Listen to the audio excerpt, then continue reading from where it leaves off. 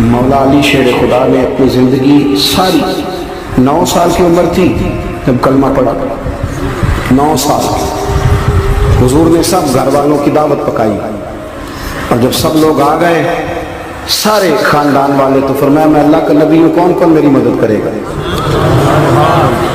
آپ کو پتہ ہے نا کہ جب مشکل وقت آتا ہے نا، یہ تو تب پتہ چلتا ہے نا ساتھ کون چلتا ہے۔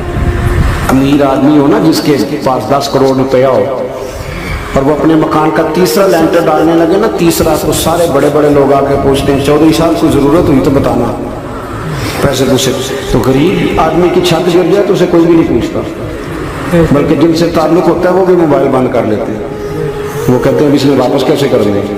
حضرت مولا علی اس زمانے میں جب شام سن گیا سب کو، حضور نے فرمایا کون کون میرے ساتھ چلے گا؟ روٹی بھی کھا لی، گھر بھی آ گئے، صادق اور امین بھی کہہ دیا، جب کا چلے گا کون کون؟ چپ کر گئے۔ تو حضرت علی کہتے ہیں جب میں نے حضور کے چہرے پر ذرا پریشانی دیکھی نا، یہ چلتے کیوں نہیں، تو آپ فرماتے ہیں کہ ابھی میں کھجور کھا رہا تھا، کرتا لمبا پہنا ہوا تھا، سب سے پیچھے بیٹھا تھا، اور حضرت علی کا قد بھی درمیانہ تھا۔ آپ فرماتے ہیں میں اٹھا اور کھجور ابھی میرے منہ میں تھی، جھٹ پٹ میں نے اسی طرح نکال کر جیب میں ڈال، اور میں پنجوں کے بل کھڑا ہو گیا، دونوں بازو کھڑے کر کے کہا حضور یہ نہیں بولتے تو نہ بولے، انا ناصرو کا یا رسول اللہ، انا حافظو کا یا رسول اللہ۔ حضور آپ جہاں جہاں کہیں گے علی آپ کا مددگار بنے گا، دین کی مدد کرے گا، اور اگر آپ تک کوئی آئے گا تو علی آپ کی حفاظت کرے گا۔ 9 سال کی عمر میں چلے علی دین کی نوکری کے، پھر بدر میں بھی پہلی صف میں، احد میں بھی پہلی صف میں، خندق میں بھی پہلی صف میں۔ ایک جنگ میں حضور نے کہا علی تو رہ جا، اس دفعہ رہ جا، تو عرض کی رو پڑے حضرت علی، دلیر آدمی تھے، رو پڑے، کہنے لگے حضور آپ مجھے بچوں اور عورتوں کے پاس چھوڑ کے جا رہے ہیں؟ حضور مجھے لے چلے، میں میدان کا زندگی ساری گزار دی، ساری زندگی گزار دی، اپنے زمانے میں آپس کا اختلاف بھی دیکھا، ساری زندگی شیر خدا نے دین کو دے دی۔ کوفے کی جامع مسجد میں 21 رمضان کو جب حضرت علی کو خنجر لگا نا، تو تاریخ میں جملہ محفوظ ہے، خنجر لگا نا جب، وہ 9 سال کی عمر میں یاری لگائی، 63 سال عمر ہو گئی، جب خنجر لگا تو کہنے لگا فزت برب الکعبہ، مجھے رب کعبہ کی قسم آج کامیاب ہو گیا ہوں، پانی پرن سویلیاں تے رنگا رنگ کڑے، اسی پریا اس دا جانیے جس دا توڑ چڑھے۔ کہا دیکھو بھئی میں آج کامیاب ہو گیا، میں کامیاب ہو گیا، وہ جو میں نے کہا تھا حضور میں ساتھ رہوں گا، تے لے سجنا سا توڑ نبھائی، جان دیتی راہ تیرے دے دیا، ہر چیز دین کو دے دی۔ کون سی پراپرٹی چھوڑ کے گئے پیچھے، کون سا نظام بنا کے گئے؟ امام حسن بھی شہید ہوئے، پتہ ہے آپ کو امام حسن کا بھی دن منانا چاہیے کہ نہیں؟ ان کے یوم وصال سے بھی کچھ جلسہ کر لیا کرو، بڑے ہیں امام حسین سے، جدھر سارا زمانہ چلتا ہے ادھر چل پڑتے ہو۔ حدیث میں جہاں جہاں نام آیا نا، پہلا امام حسن کا ہے، دوسرا امام حسین کا ہے، اور امام حسین کے اپنے جملے ہیں، فرماتے ہیں میرا بھائی نہیں، میرا امام بھی ہے، میرا امام بھی ہے۔ اور آپ فرمایا کرتے تھے میں نے بڑی چیزیں اس حسن سے سیکھی ہیں، جو میں نے سیکھا ایک بتاؤں اس میں سے، کچھ لوگ تھکے تھکے ہیں آپ میں سے، حالانکہ میں تو زیادہ سفر کر کے آیا ہوں، عرض کروں جو انہوں نے سیکھا ہے سنو۔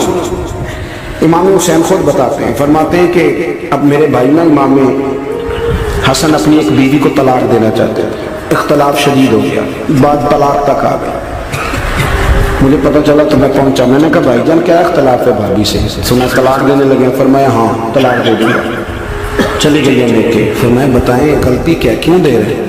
تو امام حسن فرمانے لگے حسین آپ نے قرآن نہیں پڑھا؟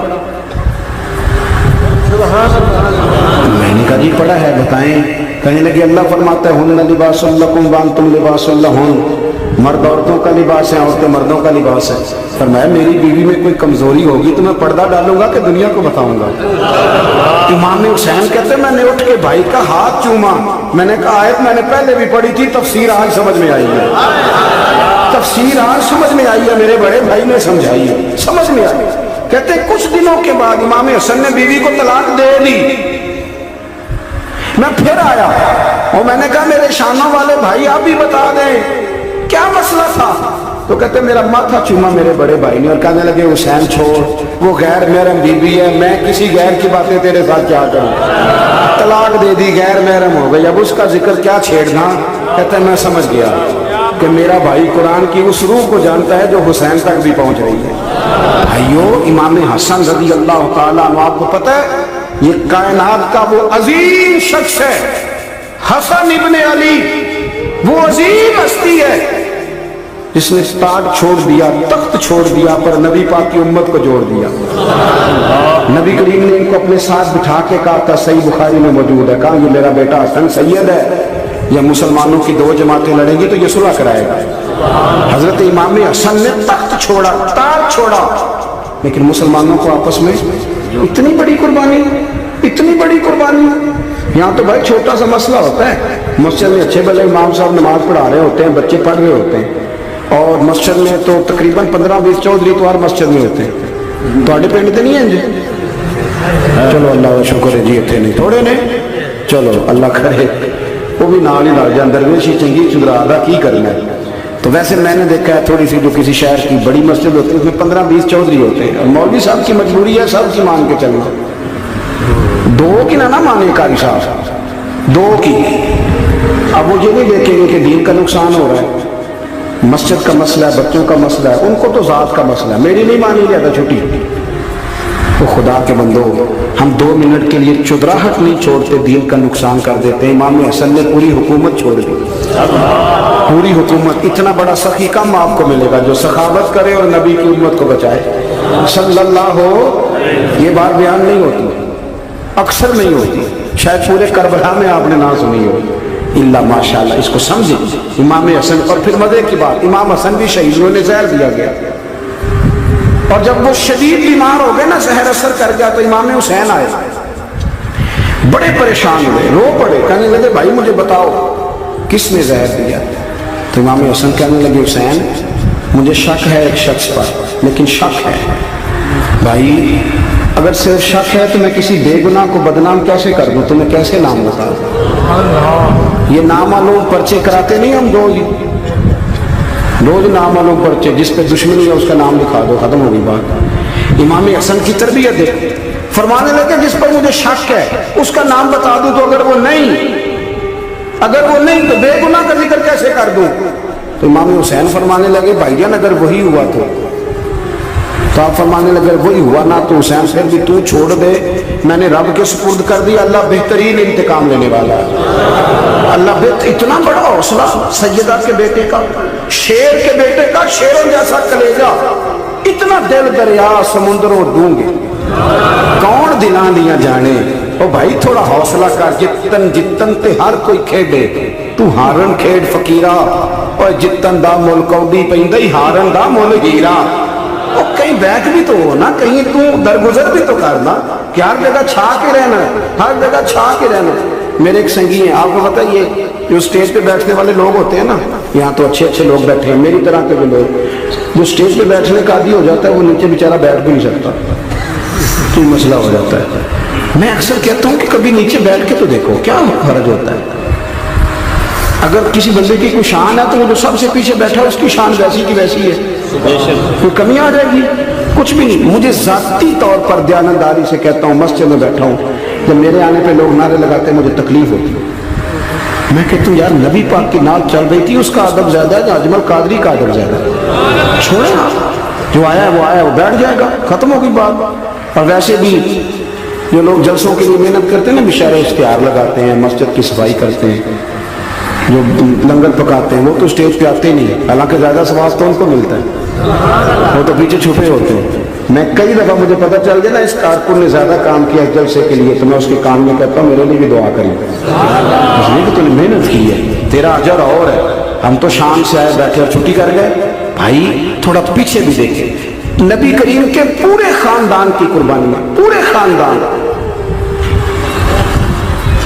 دوپہر کو کھانا نہ پکا ہو تو ہمارے بچے موبائل توڑ دیتے ہیں، اور شام کو مرضی کا نہ پکا ہو تو واک آؤٹ کر جاتے ہیں، کہتے ہیں لے آؤ پیسے پھر برگر دے دیں، میری مرضی کا نہیں پکا۔ سیدہ فرماتی ہیں میرے گھر میں مہینہ چولہا نہیں جلا، مہینہ چولہا۔ 3 روزے رکھے سیدہ فاطمہ نے، مولا علی نے، امام حسن نے، امام حسین نے، اور تینوں دن افطار کے وقت فقیر مانگنے آ گیا تو کھانا وہاں دے دیا۔ آپ کا کیا خیال ہے جو بے صبر آدمی ہو وہ کربلا میں جا کے لڑے گا؟ جس کو عادت ہی نہ ہو بچپن سے ٹھہرنے کی وہ لڑے گا؟ جو ذرا ذرا سی بات پہ ڈگمگا جاتا وہ لڑے گا؟ اسٹیج پہ نہیں بٹھایا تو لڑ پڑے وہ لڑے گا؟ او خدا کے بندو، بڑا حوصلہ چاہیے، بڑا ظرف چاہیے۔ امام علی مقام کا ایک قد ہے، ان کا ایک وقار ہے، ان کا ایک حسن ہے۔ امام حسین رضی اللہ تعالیٰ عنہ نے 25 حج کیے ہیں مدینے سے مکے پیدل جا کر، دونوں بھائیوں نے ہر روز 10 سپارے قرآن پاک کے امام حسین پڑھتے تھے۔ حضرت عبداللہ ابن زبیر کہتے ہیں میں سیدہ فاطمہ کے بیٹے حسن اور حسین سے جب بھی ملا ہوں دونوں بھائیوں نے روزہ رکھا ہوا ہوتا تھا۔ انہوں نے اپنی زندگی تقوی سے گزاری، پرہیزگاری اور سخاوت۔ سبحان اللہ۔ پتہ ہے سخی مالدار نہیں ہوتا، حضور نے فرمایا بندہ دل کا غنی ہوتا ہے۔ مالدار تو بندہ بنتا ہی تب ہے جب پیسے جمع کرے گا، سخاوت کرنے سے تھوڑی مالدار بنے گا۔ اس لیے درویش کہتے ہیں مالا والے سخی نہیں ہوں گے، سخی نہ کوئی مال نہیں ہوں گا۔ سنیں بہت بڑی سخاوت کی اپنی زندگی میں، ساری زندگی سخاوت میں گزار دی، ساری زندگی۔ امام حسن نے بھی، امام حسین نے جو آیا دے دیا، جو آیا دے دیا۔ ہزاروں دینار آتے۔ ایک دن ایک فقیر مانگنے آ گیا تو امام حسن حسین دونوں تھے، کہنے لگا میں نے سنا بڑے لجپال ہو، غریب ہو، مہربانی ہو جائے۔ فرمایا بیٹھ جاؤ، رزق آنے والا۔ تھوڑی دیر گزری تو 3000 دینار آئے۔ ویسے میرے کو 3 لاکھ روپیہ ہوتے مسیطے کنے دینے چاہیے؟ میں اپنا تو پوچھنا، تھوڑا تو پوچھے ہی نہیں، میں مشورہ پہ لینا۔ 3 لاکھ جو میرے کو ہوتے مسیطے کنے دینے چاہیے؟ تسی ظاہر ہے ان کو دیانتداری والا مشورہ ہی دینا ہے نا، جن کرنا جو ہی دسنا دینا۔ کتنا؟ 1000؟ ہاں میں کبھی کبھی پیار سے بات سناتا ہوں۔ ایک سنگی میرے پاس آیا، کہنے لگا سب دعا کرو اللہ میں پیسے دے، میں ادھر آج دیا گا۔ میں کہ یا اللہ نے 10 کروڑ دے، 9.5 کروڑ تیرے راہ دے چھڑے گا۔ وہ بھی ہسی آئی ہے جی میں تسی ہسے ہو نا، آمین نہیں دعا کی، یا چپ کر گیا یا کوڑن لگ گیا۔ اور میں کہ کرما لیا آمین تے آ تینوں تے 50 لاکھ پھر بھی پیا بچدا سی، لیکن اسی دعاواں بھی 9.5 کروڑ دین لی تیار، ناراض نہ ہونا، دعاواں بھی تیار نہیں، مزاج ہی نہیں، طبیعت ہی نہیں۔ سیدہ فاطمہ الزہرا کے پاس 40 اونٹ کھڑے تھے۔